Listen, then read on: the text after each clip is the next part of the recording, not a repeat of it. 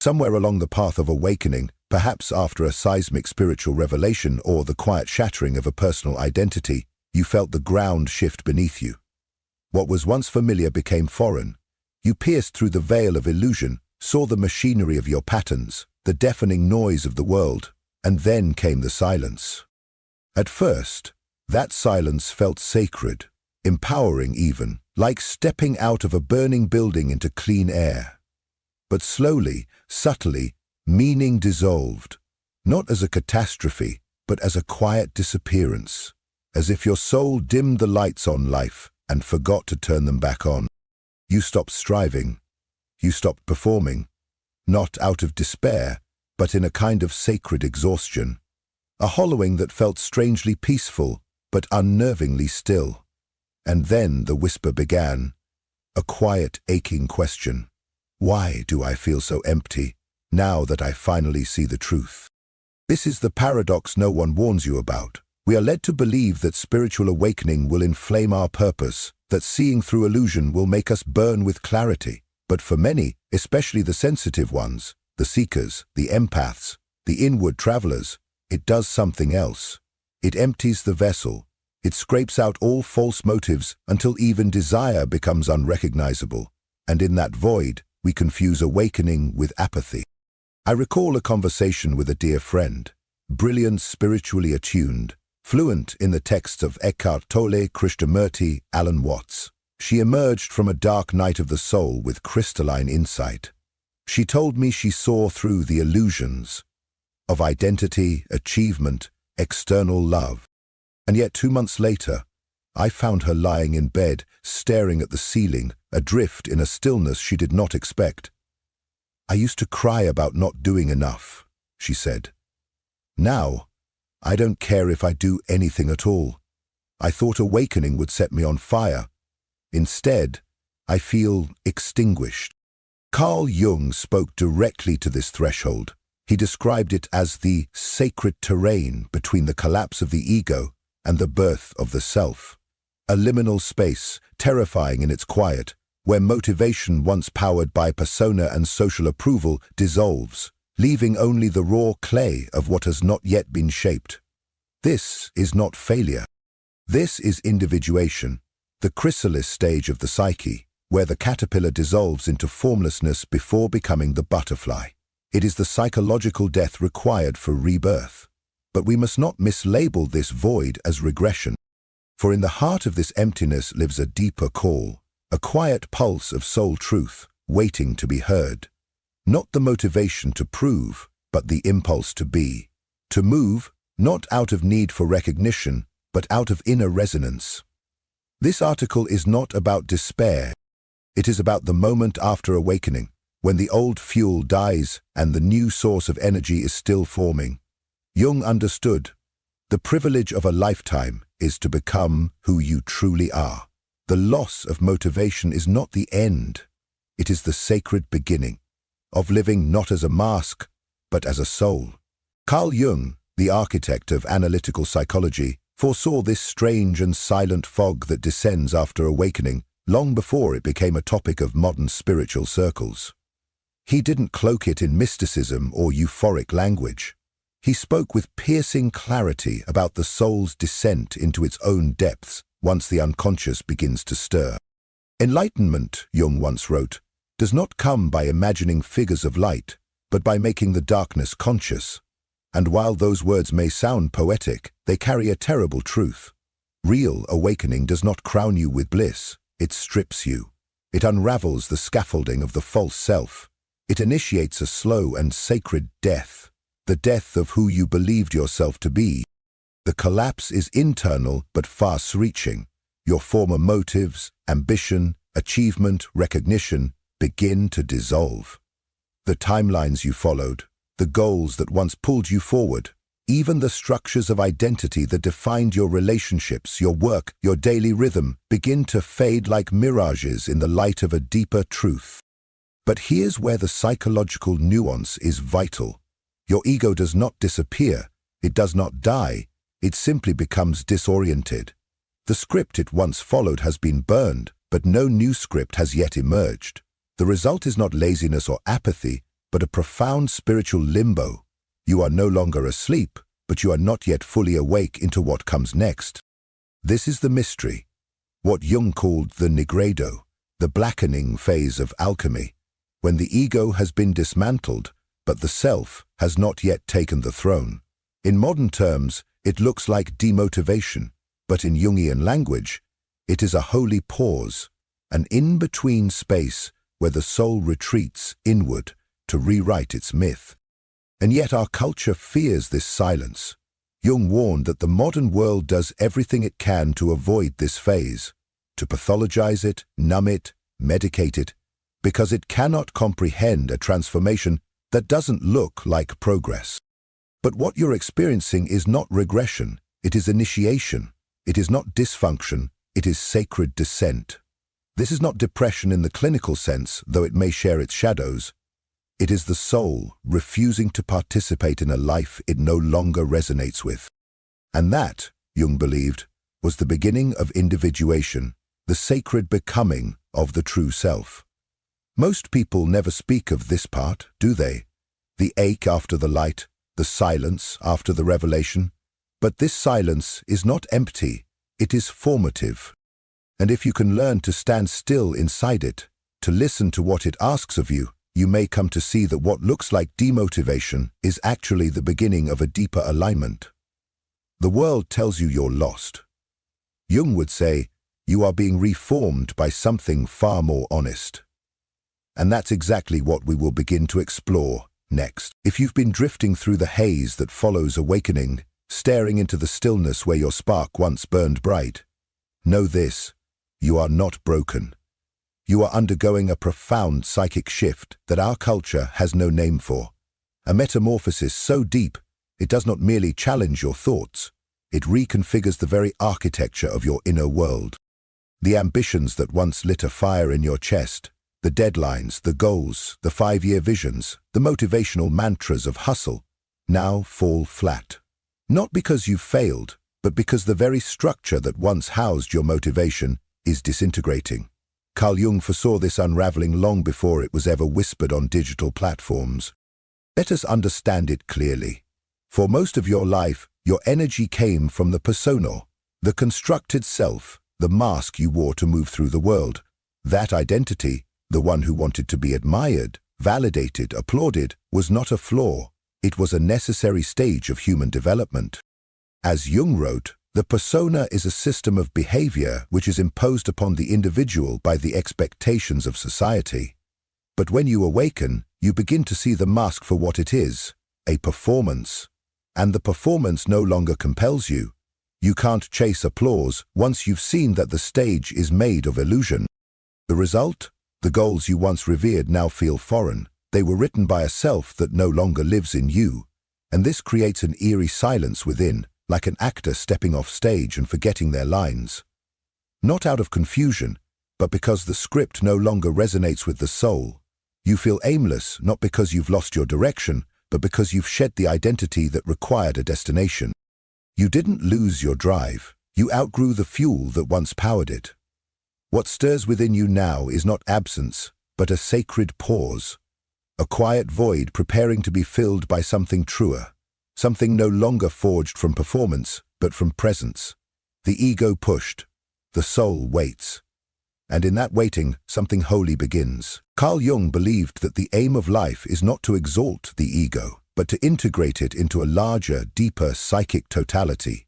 We are not here to serve the ego's desires, but to refine it, temper it, and align it with the self, the transcendent center of our being that connects us to the greater whole.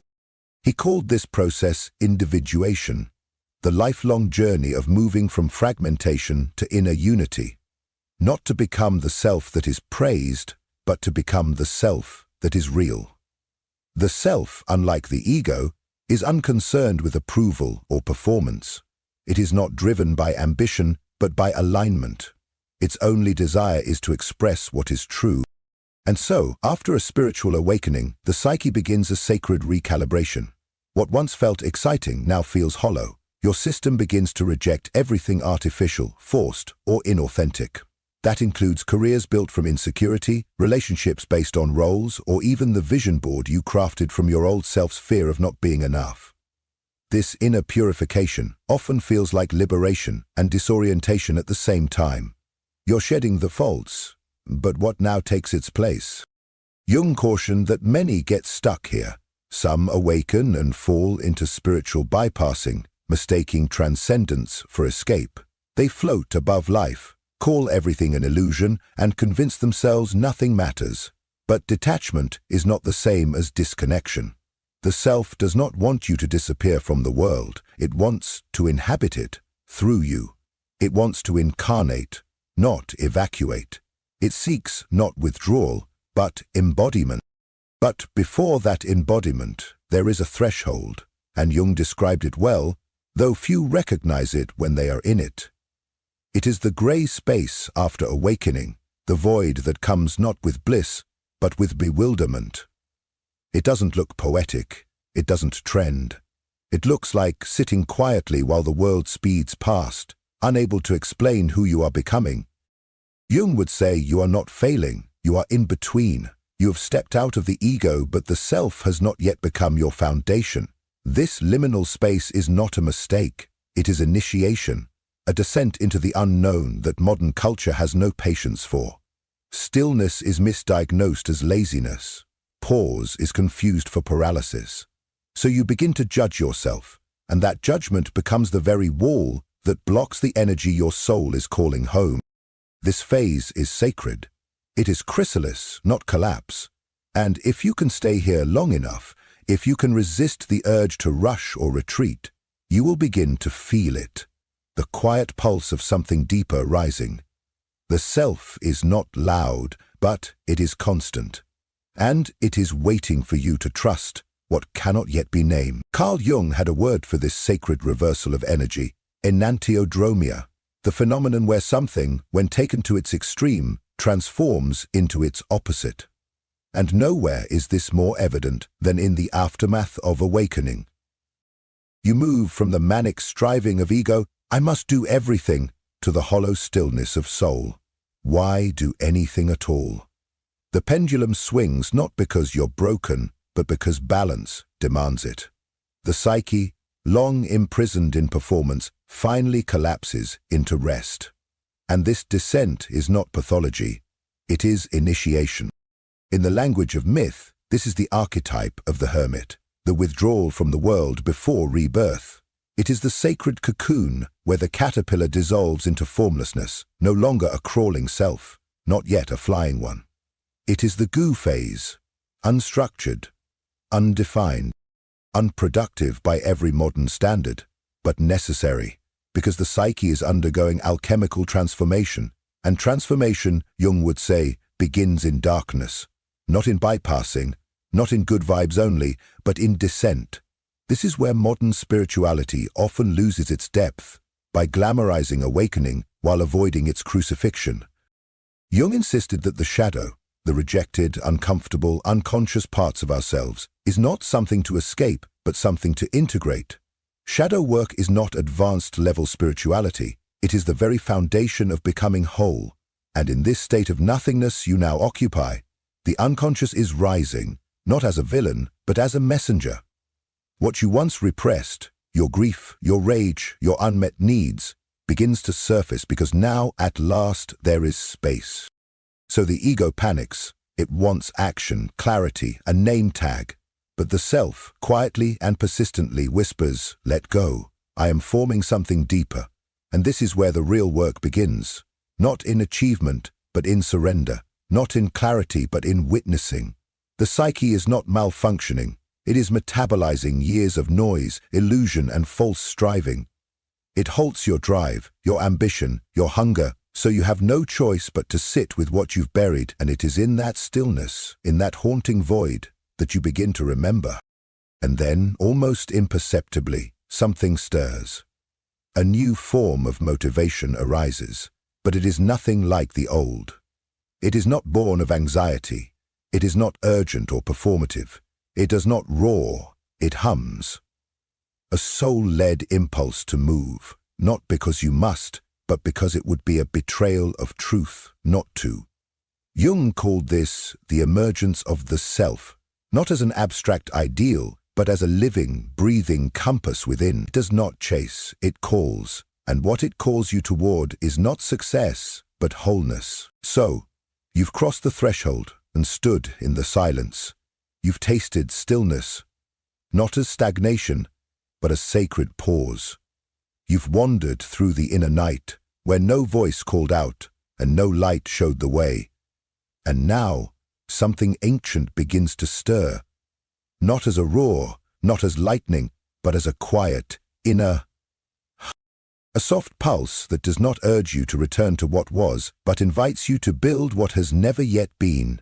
This is the first whisper of the self, not in language, but in feeling, in pull, in presence.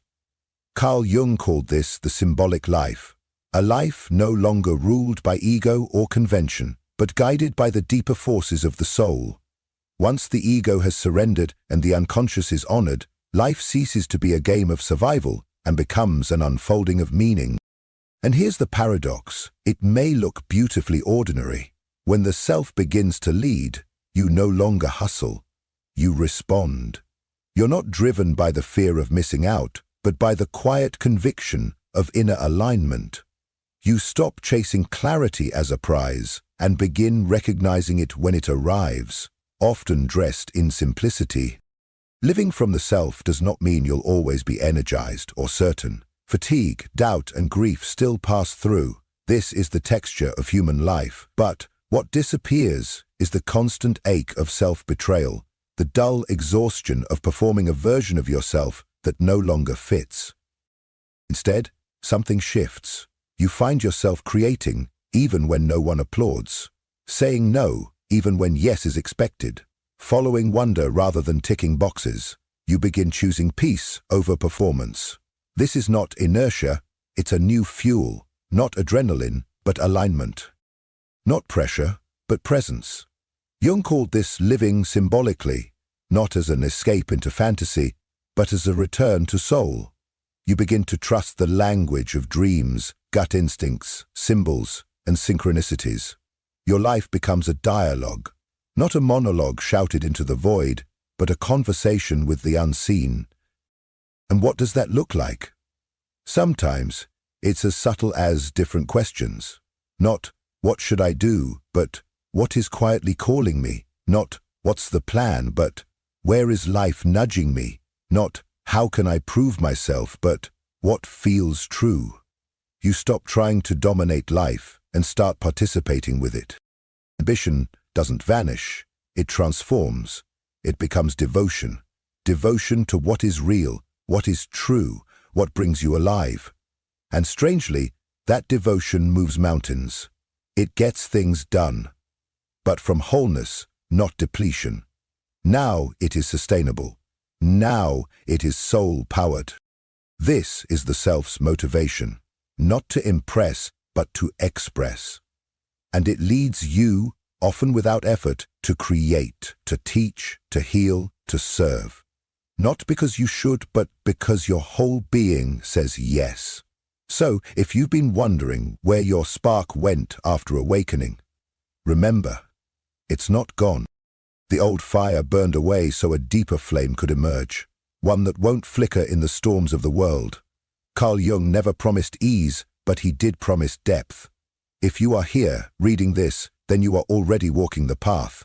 This is not the end of your awakening, it is the beginning of your becoming. If something within this message stirred you, if even a single word mirrored your inner experience, I invite you to let your voice be heard in the comments. Have you encountered that soul whose presence feels like home, or are you still walking the sacred path back to yourself? Your story, however unfinished, may become the lantern in someone else's darkness, the very sign they didn't know they were searching for. And if someone close to you is silently struggling with the illusion that love must hurt, that self-abandonment is the price of connection, or that they are unworthy of peace, share this video with them. Help me reach the ones who need to remember. Real love does not demand that we shrink. True connection does not ask for sacrifice of the soul. And the most vital union we will ever form is the one with our own inner truth. Before you go, I invite you to subscribe and activate the notification bell. Here, in this space, we journey beneath the surface of things, exploring the hidden architecture of the psyche, the whispers of the unconscious, and how every relationship is but a mirror reflecting our personal evolution. If there's a theme, a question, or a wound you would like us to explore in future videos, leave it below. This space breathes because of you. Your voice is not only welcome here, it is essential. Thank you for showing up, not just to this video, but to your inner work, to the sacred labor of remembering who you truly are. And always remember this: when the right person appears, your soul will know, not through fear, but through peace. But until that moment, let your most intimate relationship be the one you cultivate within. That is the foundation, that is the home. And from that wholeness, all things real are born. Until next time, I'll see you on the path.